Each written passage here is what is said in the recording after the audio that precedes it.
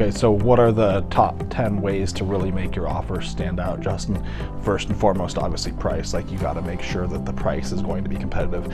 You could load a ton of great terms, they're like waived inspections, strong down payment, and everything else, but if your price isn't competitive, then you're not going to win that house. So price definitely, absolutely 100% matters. It's one of the most important things to the seller.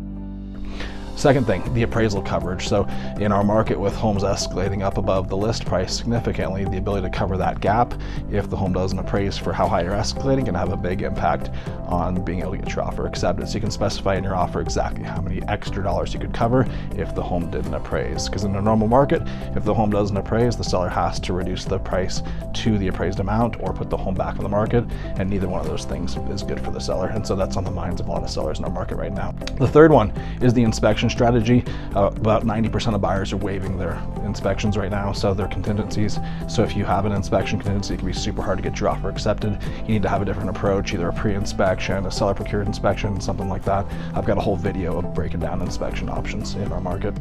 Contingencies, you can put in 10, 12, 15 different contingencies in a real estate contract. You need to make sure your offer does not have a lot of those contingencies in our current market, so try to reduce those just to your finance contingency. If anything else is in there, it can be really hard to get your offer accepted just because it looks like you're looking for a way to get out of the contract. So the terms definitely matter on your contingencies. Not having a home to sell is another big one. Like, if you're a contingent buyer, it can be almost impossible to get your offer accepted right now just because the seller is going to be getting multiple offers in many cases. If one of those buyers is needing to sell their home, then that offer strategy is going to get pushed aside because it's an additional risk for the seller, if that makes sense. Being able to offer rent back is another way to make your offer stand out. A rent back is where someone is buying and selling at the same time, and they need to stay in that house for a little bit of time after it's closed and have time to close on their new home and move out of that house and into the next one. So being able to offer 2 to 4 weeks for rent back for free can definitely help your offer stand out as well. Number 7, earnest money. Earnest money is like a deposit when you're buying a house. It's not an additional cost, so it's a really subjective amount. I recommend 1 to 3%. 3% is going to be strong, going to really stand out. 1% is going to be perceived as kind of a weak offer, so you want to make sure you get as close to 3% earnest money as possible. Remember, you got to have that money, quick access to it. It's due within 2 business days of getting your offer accepted, so you got to have that in cash or a checking account or something like that. Love letters, I call this a sympathy letter to the seller.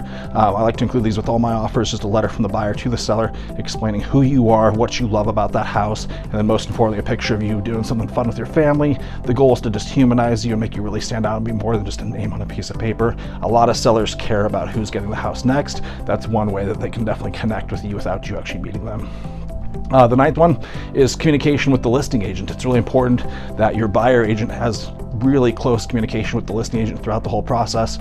They're actively communicating with them to get the pulse on showings, and they can tell you, how much interest the home is getting, how many other offers they think they're going to get, and also how many just general showings they've had. Showings are kind of a barometer of how many offers you might get on the property, so that communication between the listing agent and the buyer agent that's representing you is super important. The last one is the lender. If you use an online lender, it can be very hard to get your offer accepted. You need to work with a local lender that's got a good reputation. We have to submit the approval letter with your offer when we put your offer into the listing agent, so it's important that person has good credibility, they're accessible to talk to the listing agent if they need to reach out to them, and that they're not just some online lender like Quicken Loans.